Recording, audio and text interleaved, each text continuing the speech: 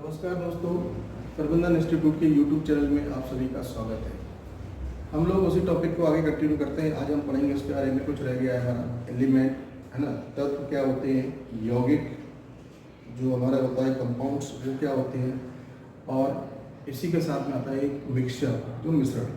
तो ये एक एक के हिसाब से हम चलते हैं और किस तरीके के आगे प्रश्न पूछे जाते हैं उनकी भी हम साथ में बात करेंगे। ठीक है, तो हम स्टार्ट करते हैं। तत्व जो होता है एलिमेंट, इसकी हम बात करते हैं। तत्व एक ऐसा तत्व वह पदार्थ है जिसे ना तो सरलतम पदार्थ में विभक्त किया जा सकता है और ना ही अन्य पदार्थों के योग से या उनके साथ में मिलाकर बनाया जा सकता है। ठीक है, कैसा है, ना तो आप इसको डिस्ट्रीब्यूट कर सकते हो और ना ही किसी के साथ ऐड करके बना सकते हो। ये ऐसा तत्व होता है। इसका एक स्पेशल फीचर्स होता है, उसके बारे में बात कर लेते हैं। यहाँ पर ये मैंने यहाँ पर नोट किया है आपके लिए। तत्व का एक तत्व केवल एक ही परमाणु से बनता है, मतलब जो एक तत्व है वो एक ही परमाणु से बनता है। और उसके एग्जांपल के तौर पे आप देखोगे तो कैसे, जैसे सोना, चांदी और ये तांबा, ये एक ही परमाणु से बनने वाले तत्व। ठीक है, ये तत्व की हमारी एक खासियत होती है। नेक्स्ट हम बात करेंगे, आपसे पूछा जाता है कुल तत्वों की संख्या, मतलब कुल ऐसे कितने ज्ञात तत्व हैं, इन ज्ञात तत्वों की कुल संख्या कितनी है। ठीक है, तो अलग अलग वेरिएशंस में अलग अलग जगह पर मिलता है हमको, लेकिन आज की दुनिया में हमको 118 मान के चलना है। कुछ समय पहले आपको 114 मिलता था, फिर ये 15, फिर 16, ये अलग अलग बुक्स में अलग अलग प्रिंट आज भी है। ठीक है, हमको मानना है। आपसे पूछा जाएगा ज्ञात तत्वों की, कुल ज्ञात तत्वों की संख्या कितनी है, तो आप कौन से देना, 18, 118। और उसमें भी क्या है, 118 में भी हमने क्या किया, 92 ऐसे तत्व हैं जो प्राकृतिक है, नेचुरल है, प्रकृति के द्वारा हमको प्राप्त है। बाकी के जो बचे हुए हैं वो कैसे हैं, कृत्रिम, यानी कि मानव निर्मित। कैसे, जो वैज्ञानिकों ने लेबोरेटरी में तैयार किए हैं। क्लियर है। तो तत्वों से संबंधित यहाँ पर हमारे पास ऐसे ही प्रश्न पूछे जाते हैं, उन प्रश्नों की हम बात करते हैं। कुछ प्रीवियस ईयर में एग्जाम्स में कुछ क्वेश्चंस पूछे गए, उनको मैं डिस्कस कर रहा हूँ आपको। ठीक है, तो एक प्रश्न था हमारा धातु, मेटल्स की बात हो रही है यहाँ पर। तो धातु तत्वों की संख्या कितनी है, तो आपका सीधा स्ट्रेट फॉरवर्ड आंसर आएगा 91। अधातु की बात करेंगे, नॉन मेटल्स की, तो अधातु तत्वों की संख्या कितनी है, 27। एक और प्रश्न है नेक्स्ट हमारा, सबसे हल्का तत्व कौन सा होता है, हाइड्रोजन। ध्यान रखें, ये सारे प्रश्न हमारे पूछे गए हैं। नेक्स्ट है सबसे भारी, ऑस्मियस। सबसे भारी तत्व कौन सा है, ऑस्मियस। नेक्स्ट है सबसे हल्का धातु तत्व, मेटल की बात हो रही है, सबसे हल्का मेटलिक तत्व कौन सा है, और लिथियम। द्रव्य की हम बात करेंगे, सब द्रव्य धातु तत्व कौन सा है, पारा, मरकरी। नेक्स्ट है ये क्या है, इसी एलिमेंट से संबंधित लास्ट प्रश्न है हमारा, द्रव्य अधातु, ये नॉन मेटल्स की बात हो रही है, कौन सा तत्व है, वो ब्रोमीन कहलाता है। अब कर रहे हैं हम लोग यौगिक की। यौगिक को ही हम कंपाउंड कहते हैं, क्या बोलते हैं।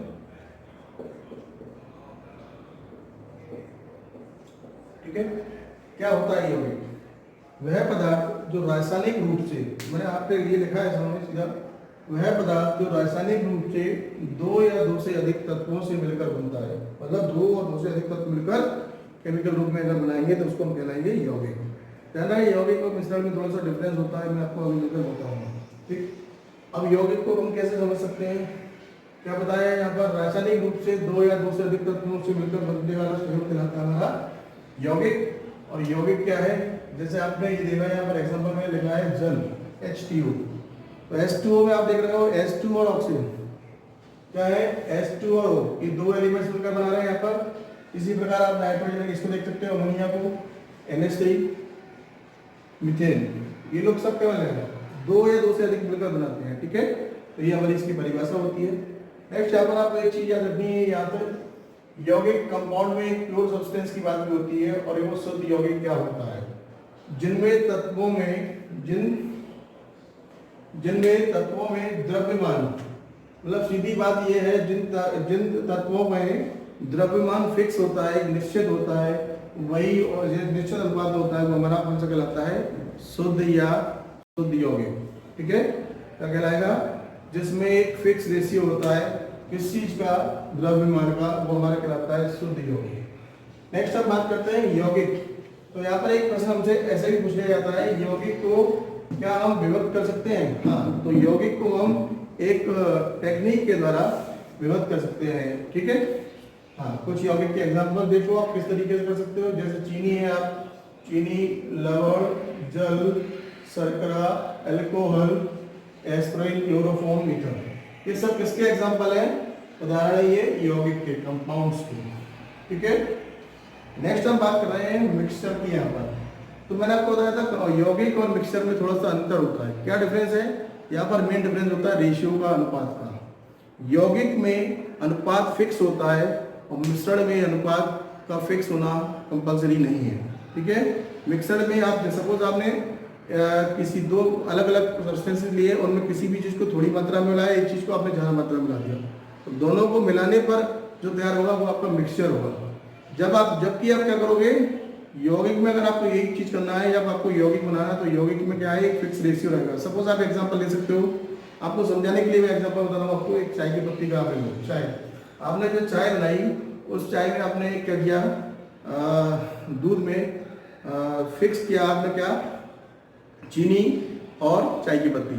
तो जितनी आप चाय की पत्ती डालोगे उतनी आप चीनी डालोगे, क्या उतना ही दूध डालोगे, या दूध के बराबर चाय की पत्ती डालोगे?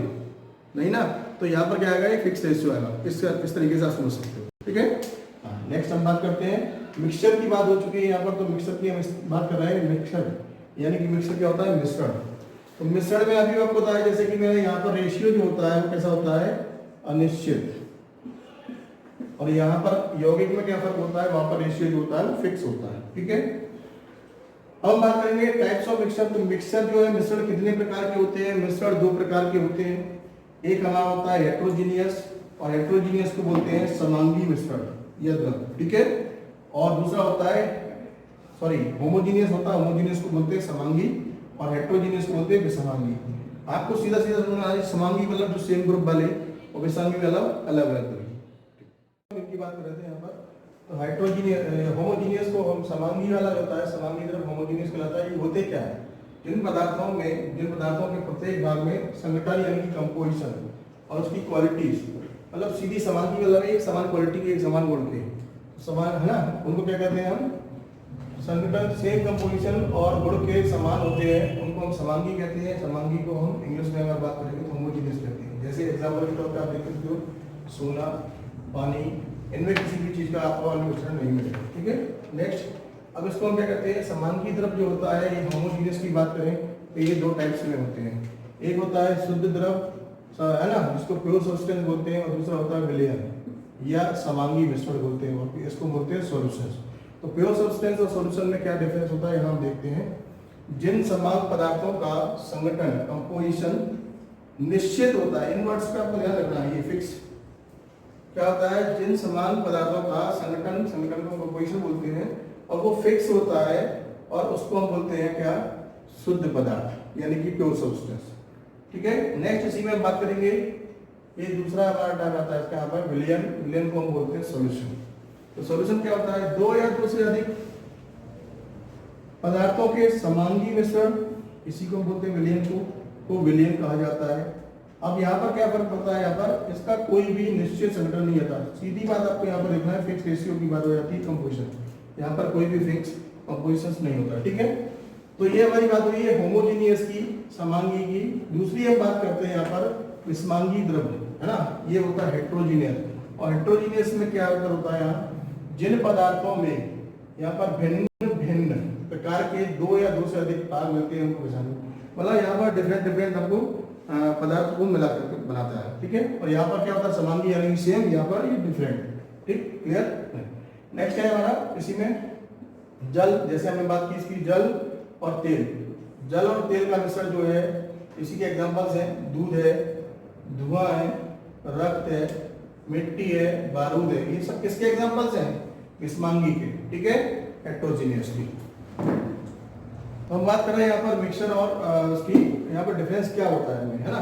कि उनकी बात कर रहे हैं यहाँ पर। पहला डिफरेंस की हम बात करते हैं, क्या होता क्या है मिक्सचर। दो या दो से अधिक पदार्थों के बारे में आप बात कर चुके हैं अभी, है ना।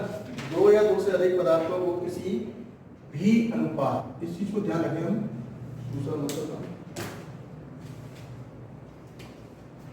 क्या है, दो या दो से अधिक पदार्थों को किसी भी अनुपात, किसी भी बोला मैं यार, इस चीज को ध्यान रखें, किसी भी अनुपात में सिर्फ मिला देने से क्या होता है, मिक्सचर बन जाता है। सपोज आपने क्या किया, 1 किलो दाल में, है ना, उसमें अरहर की दाल में आपने तुअर की दाल में दूसरी दाल मिलाई, फिर तीसरी मिला दी उसमें, तो ये क्या है, आपने जो भी मिलाई वो एक अंदाज से मिला दी, वहां पर एक फिक्स रेशियो फिक्स नहीं किया गया, ठीक है।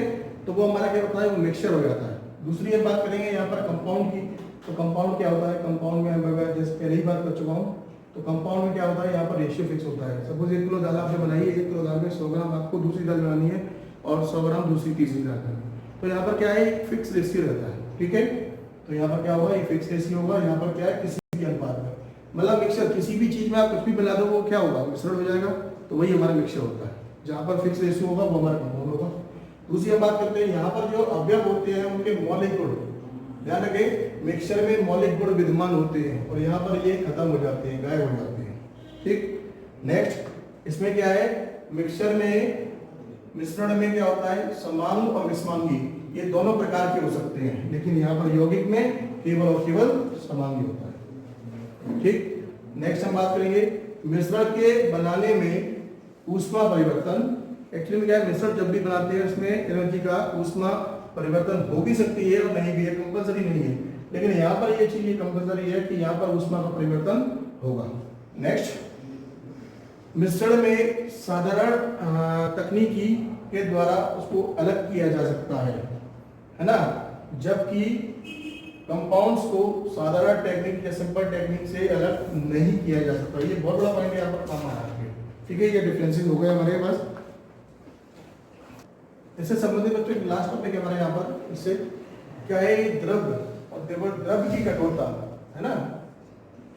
तो द्रव की कठोरता है वो किस चीज पर डिपेंड करती है, द्रव की कठोरता अगर मापोगे आप, उसका मापने का पैमाना क्या होता है। तो द्रव की कठोरता, है ना, मेटल की हार्डनेस जो होती है वो कैसे नापते हैं हम, वो इस चीज पर डिपेंड करती है, खरोच पर, ये स्क्रैच, है ना, स्क्रैच के प्रतिरोधक क्षमता। जैसे मैंने यहाँ पर बताया आपको, द्रव की कठोरता उसमें खरोच या स्क्रैच की प्रतिरोधक क्षमता पर निर्भर करती है, ठीक है।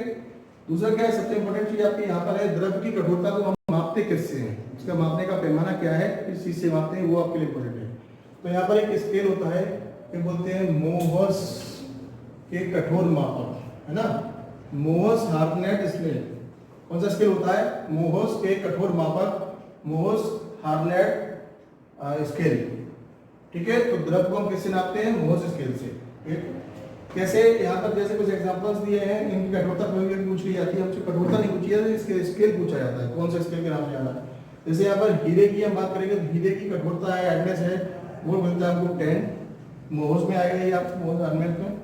दूसरा है कोरोमंडल, कोरोमंडल का 9 है, अब्रक का 1 और जिप्सम का 4। ये हमने कुछ एग्जांपल्स लिए आपको बताने के लिए। तो यहाँ पर इंपॉर्टेंट क्या है आपके लिए, इंपॉर्टेंट आपके लिए मोहस स्केल, कि हम द्रव की कठोरता मापने के लिए कौन सा पैमाना इस्तेमाल करते हैं, ठीक है।